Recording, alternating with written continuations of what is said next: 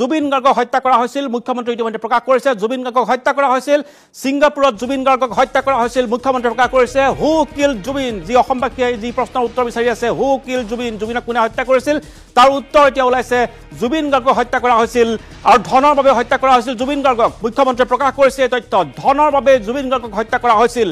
ধনৰ বাবে জুবিন গাৰ্গক বহুদিন ধৰি অৱহেলা কৰা হৈছিল প্ৰাথমিক তদন্ততে প্ৰকাশ পাইছে যে জুবিনক হত্যা কৰা হৈছিল জুবিনক হত্যা কৰাৰ আচল উদ্দেশ্য কি আছিল ধনৰ বাবে জুবিন গাৰ্গক হত্যা কৰা হৈছিল মুখ্যমন্ত্ৰী আজি প্ৰকাশ কৰিছে এই তথ্য জুবিনৰ ধনৰ প্ৰতি কাৰ লোভ আছিল সিদ্ধাৰ্থ শৰ্মা আৰু কোন আছিল জুবিনক এজনে হত্যা কৰিছিল ৪-৫ জনে সহযোগ কৰিছিল কোনে ৪-৫ জন এজনে হত্যা কৰিছিল ৪-৫ জনে সহযোগ কৰিছিল কোন আছিল ৪-৫ জন ইতিমধ্যে ৯ জন লোক এতিয়া কাৰাগাৰত আবদ্ধ হৈ আছে জুবিন গাৰ্গক মৃত্যুৰ পূৰ্বে যথেষ্ট অৱহেলা কৰা হৈছিল জুবিন গাৰ্গক মৃত্যুৰ পূৰ্বে যথেষ্ট অৱহেলা কৰা হৈছিল মুখ্যমন্ত্ৰী প্ৰকাশ কৰিছে জুবিন গাৰ্গক কোভিডৰ পিছৰ পৰা যথেষ্ট অৱহেলা কৰা হৈছিল ৮ ডিচেম্বৰত চাৰ্জশ্বিট দাখিল হ'ব মুখ্যমন্ত্ৰী প্ৰকাশ কৰিছে এছআইটিয়ে দাখিল কৰিব এই চাৰ্জশ্বিট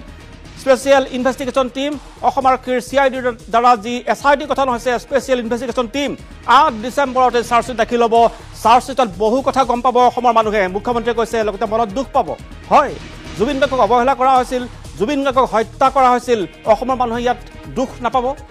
অসমৰ মানুহৰ হিয়া পুনৰ ভাঙি নাযাব